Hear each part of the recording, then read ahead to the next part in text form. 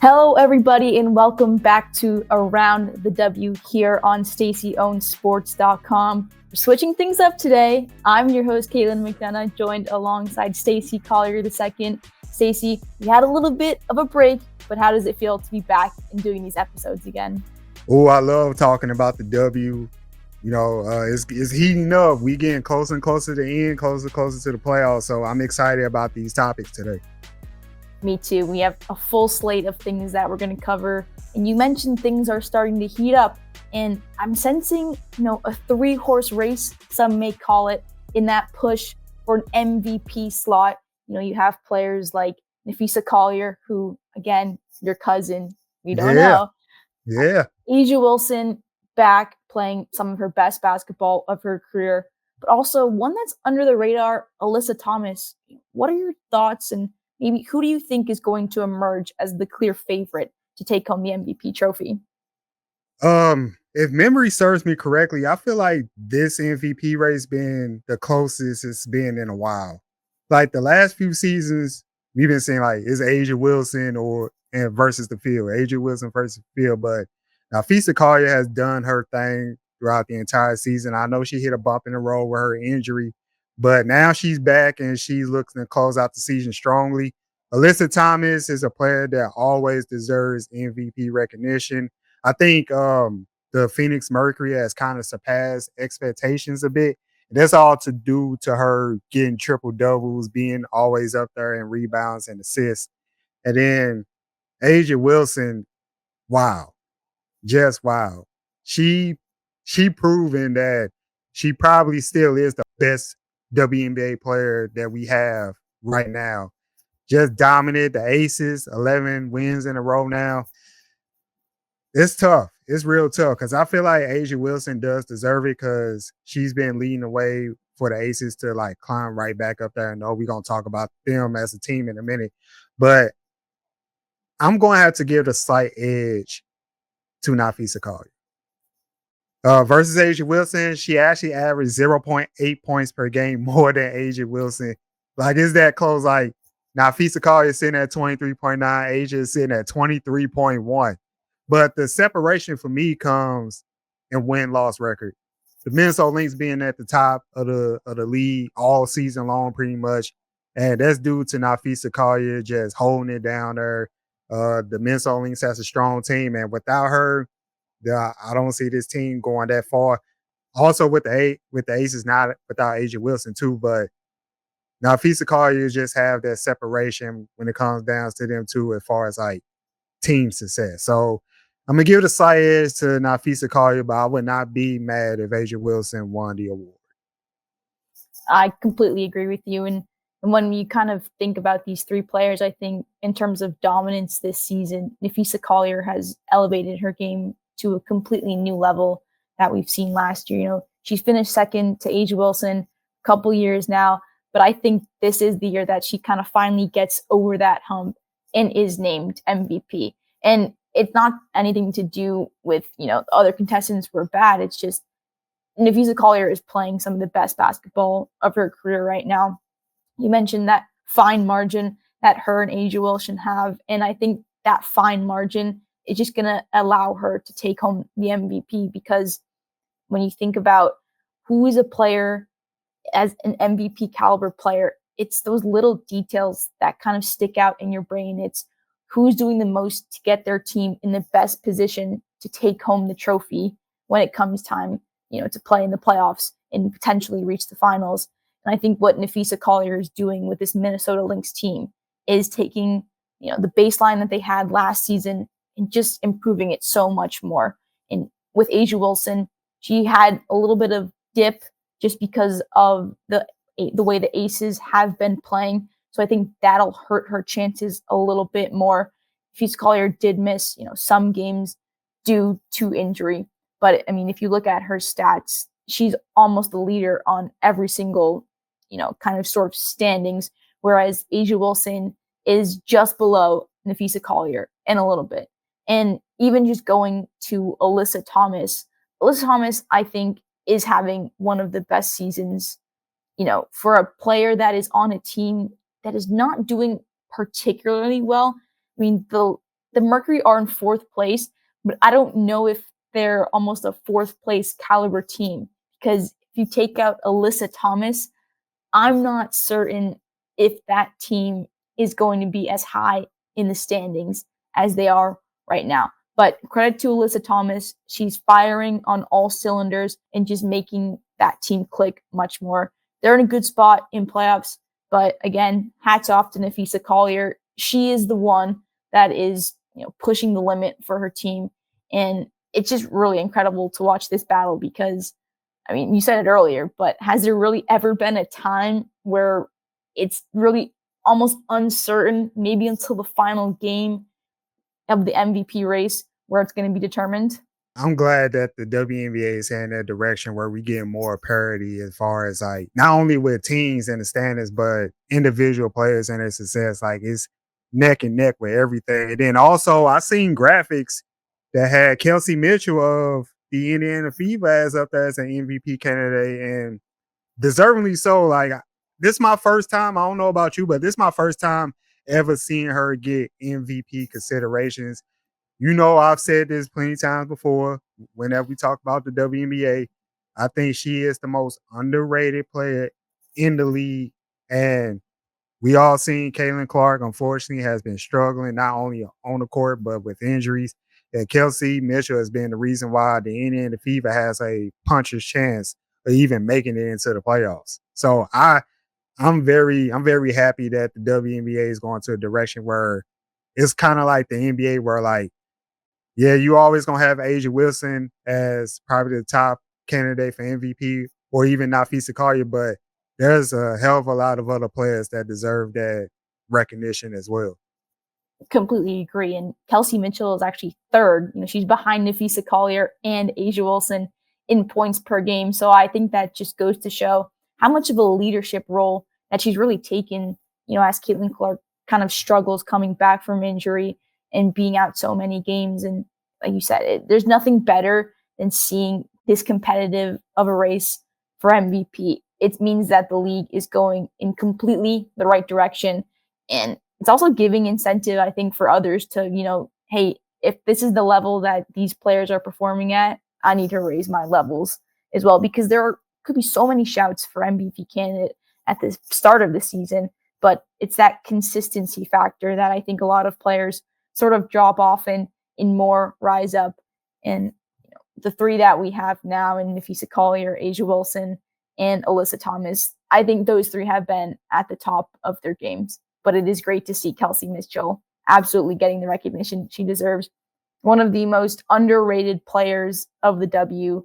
And if it weren't for her, you could make the argument that the Fever would maybe be bottom towards the standings.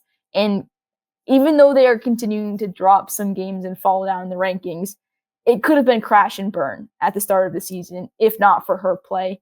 She has been the catalyst of that team. She has taken on the Caitlin Clark role and starting to, now that the team is coming back, they're not heading in the right direction, but she was keeping them afloat for most of their season without Caitlin Clark. But speaking of afloat, a team that has somehow flipped the tables right in time, essentially, for the playoffs to come is the Las Vegas Aces.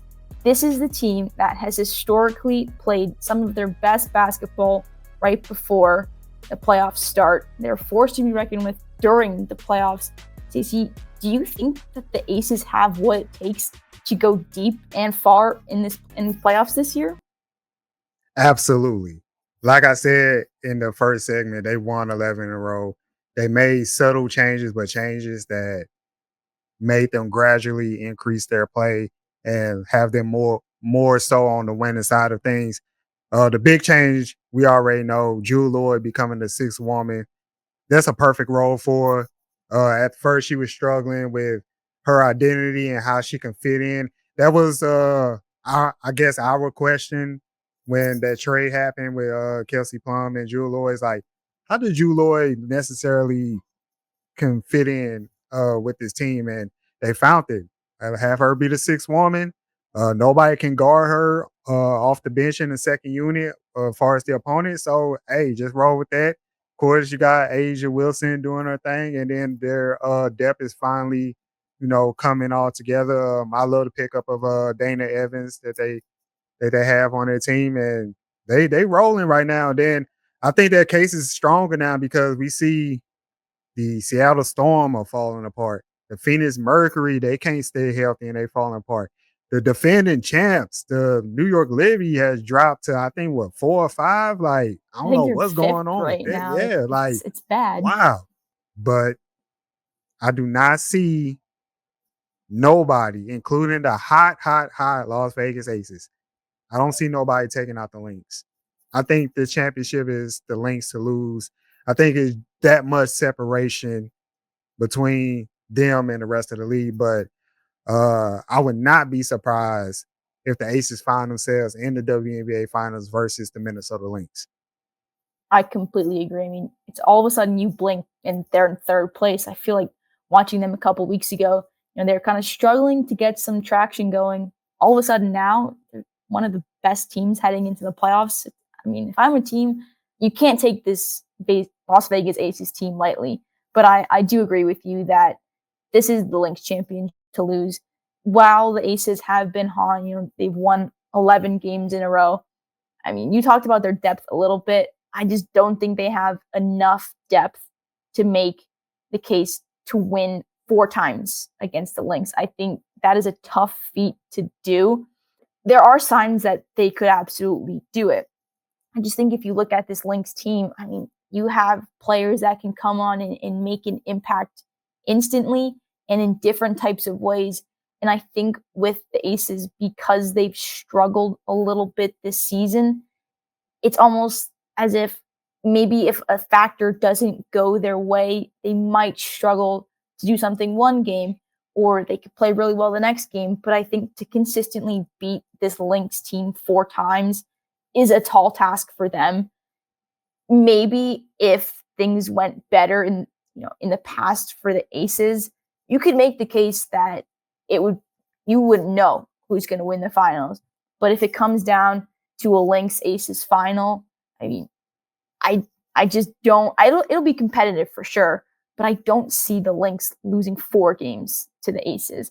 I mean, if you look at head to head, the Lynx have beaten the Aces pretty good this season, and to put it lightly, I'll say. So it's tough, but I also like the addition of Alyssa Smith.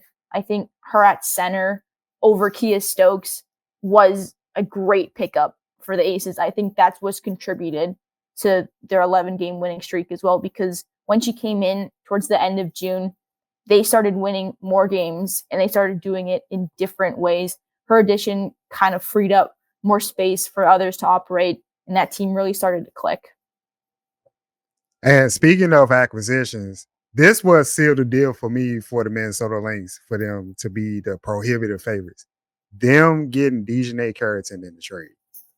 We already know Dejanay Carrington is tough as nails. She gonna play defense, and you need those type of players on that team, on your team, if you want to win championships. That's gonna be defensive minded first. But we already know Feast's gonna do her thing offensively. Kayla McBride is gonna pick up at some point. Hopefully in the playoffs, that key will work out. If Feast struggles, then Kayla got her back.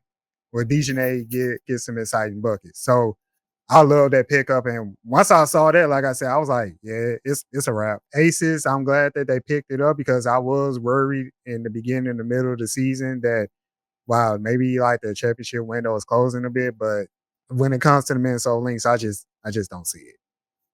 For sure. And I think the one thing the Aces do have going for them is their defense. They really have hunkered down on making sure that opponents aren't getting easy buckets.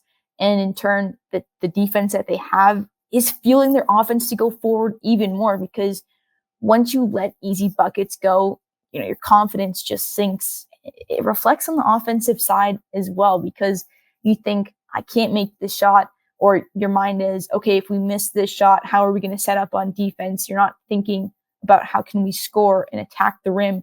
You're trying to play more defensively minded. So definitely, their defense definitely improved, which is huge. Becky Hammond's team they've all been known for being that gritty, nasty team to play on defense. And I think we also have to give credit to Becky Hammon because Mhm. I think this was a really different and difficult year for her just because she's lost, Kelsey Plum. She lost two of her assistant coaches. So to go into this season without her kind of core people that she had last year and to make tweaks, having Jewel Lloyd be the sixth woman and even challenging her players to make their own scouting reports, that little small attention to detail is going to carry this Aces team forward. And I think we talk about rebuilding teams or rebuilding years a lot. This very well could be a rebuilding year for the Aces, but I think the way in which they're rebuilding is more successful than any other rebuilding team that we've seen. And it's because of those off-season acquisitions. And yes, they've had little bumps in the road, but I mean, they're on pace to do very well in the playoffs. It's just they're facing this Lynx team that is one of the best teams we've seen in recent memory, is one of the most well-structured teams, and has just a plethora of different capabilities. I wish I could say the same thing about. I know we talking about the Aces here, but I wish I could say the same thing about the defending champs, the Liberty. I mean, they are the defending champs, but my concern for them, and I feel like it's coming to fruition now, is like I thought they was going to definitely be impacted by the absence of Bijanay Hamilton. Just speaking of how Dejanay has become with the Minnesota Lynx, that's that's who Bijanay is on the team. She's that toughest nails leader on that defense. She's gonna be physical. She's gonna get in the best player faces, and I think they just missing that edge. And I don't want to count them out completely, but when you just limping into the last couple moments of the regular season, that it's not a good sign. It's not a good sign going forward versus the Aces team who now I think now that they believe in themselves again as a championship caliber team. Like you said, it took them a while to cook. One thing that's underrated when it comes to like transactions in the offseason is when you lose assistant coaches and coordinators. Like I don't think people realize like how much of an impact that has on the team dynamic. So for them to recover from that is amazing, but links or bust. Hashtag. Hashtag Lynx or bust is right. And team that has been busting is the Liberty. I mean, they're not trending in the right direction at all. Injuries, not playing good basketball. Just seems to be a dark cloud over New York, which is not good for a defending team. But switching topics, another dark cloud that has kind of seemed to be looming over WNBA this season has been the Connecticut Sun and speculation if they are going to remain in Connecticut or go to Boston. Celtics owner, he had some interest in bringing the team to Boston. He wants them to relocate to play in Boston. But do you think, Stacey, that the WNBA will actually allow this transfer to happen, or are they going to block it completely? Uh, that's a this is a hard question to answer because I feel like business talk, money talk. At the end of the day, if Boston put up the right amount of money and they do it the right way, they're going to get the Sun. And I'm kind of sad about it because the Connecticut Sun been the Connecticut Sun for as long as we remember. Even Oh yeah, though I've read reports that they have like among the lowest attendance and fan morale or whatever in the league, and Boston, about Boston. That's your backyard. that's my city, man. Yeah, yeah. Boston is a great sports town, and you're just not going to beat that if you're Connecticut. I think it makes sense business wise and money wise, but as far as like tradition and just them being there the whole time it is sad to see. But what confused me was one of the cities they was talking about relocate to is Hartford. Ain't Hartford in Connecticut? Yes. So Yeah, I'm not really following the logic really there. I don't know if I don't actually know if the WNBA knows what they're doing about this yeah. situation right now. So what you want to go from the Connecticut Sun to the Hartford Sun. Like yeah. Now you could switch cities, but don't switch the team name. Like, come on now. And Right. then I was seeing among those teams they had Houston, the Houston Sun, or they can flip it, and that'd be the way to bring back the Houston Comet, which you already know I've been on that bus, that train, that boat, that plane for ages now. I would say That the Houston since day Comet deserve, one, yeah, you've since been day asking one, for that. day 2, day 49, day 4,800. Like they definitely need to bring them back. But I feel like at the end of the day, they're gonna work something out to where they will move to Boston because, like I said, money talks. In the end of the day, business is business.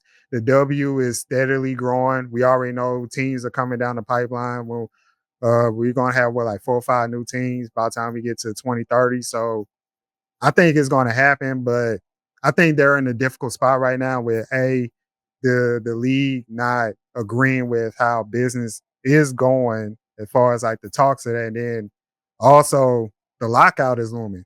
So the Connecticut Sun, even if like they agree, they might not even go nowhere at all. They might have to wait a minute. So yeah, I think they're gonna move, but I kind of don't want to see it. But I understand. Yeah, me too. I mean, being from Boston, my absolute dream would have a WNBA team come to Boston, but I don't think displacing another team is the right way to do it. I think if a team were to come to Boston, it should be an expansion city because you can't just disregard, the history that was built with the Connecticut Sun because at one point they were vying for a trophy. They were in the finals. They were a good team. It has since fallen apart, but I mean, you just can't disband a team like that and completely move them. I mean, if they were to move them, yeah, move them to a different part of the state, but don't move them to another state.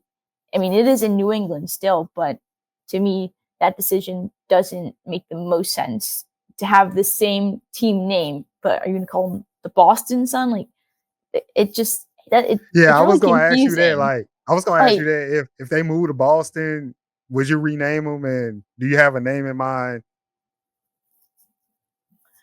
I think you would have to rename them Mhm. because I just feel like if you think of the Sun, you go. I mean, I immediately think of the Connecticut Sun. I don't think of the Boston Sun, right? So there would have to be a new team name.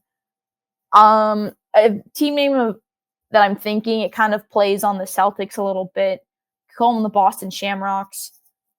I don't know if that's too closely aligned to what the Celtics are, but I think because Bill Chisholm, he just acquired the Celtics. He bought them for almost like $6 billion, something crazy like that.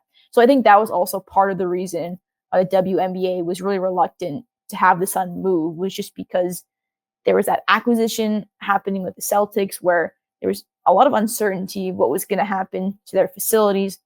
Obviously, Bill Chisholm, he has loads of money, so he can invest a lot into this team, but you have to completely rename the team. You cannot keep the team name as the Connecticut Sun and call them now the Boston Sun.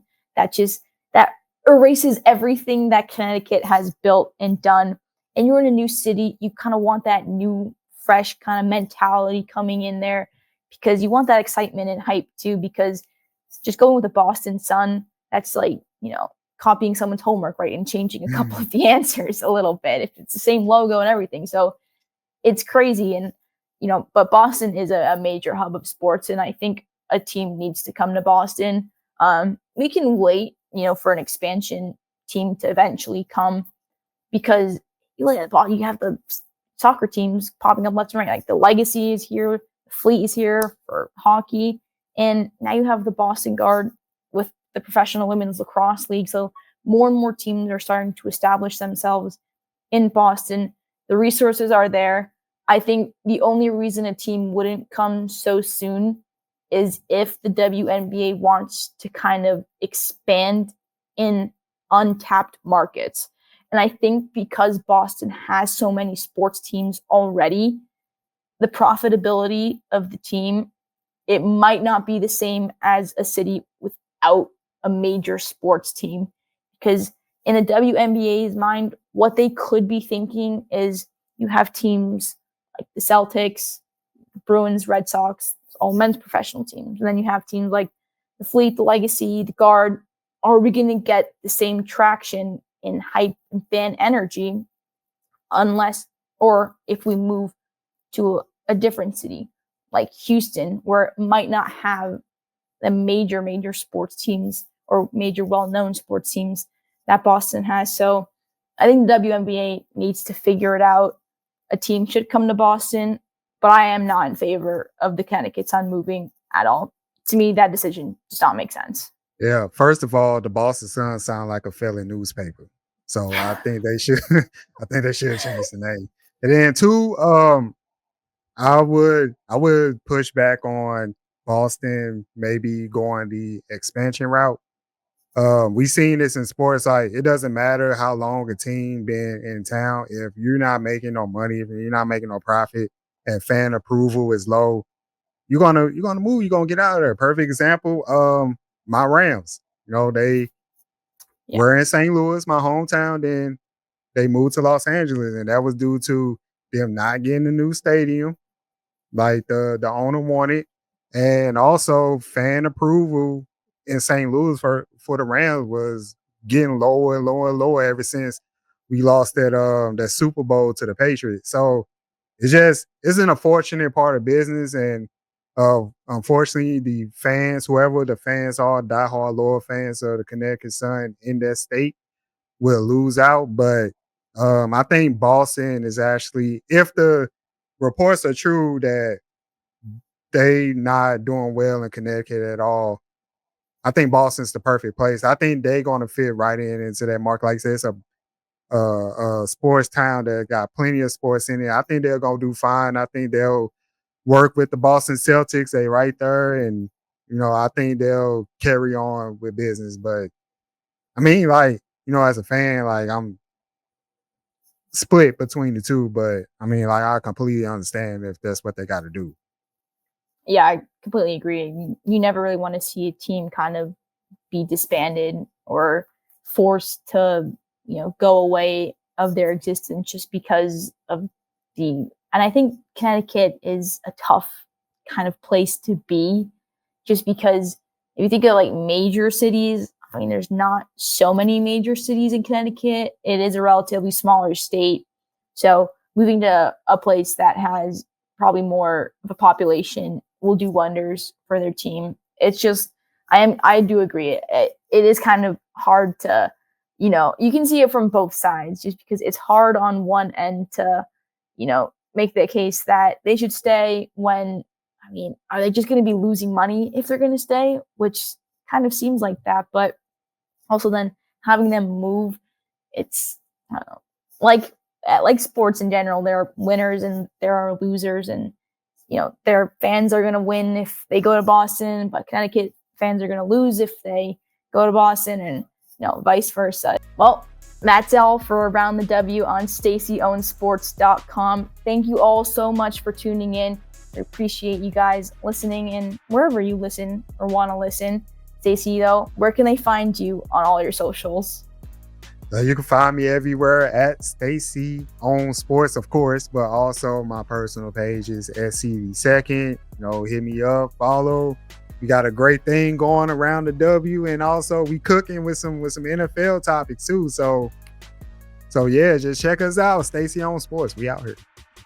And once you follow Stacey on Sports, definitely jumps it.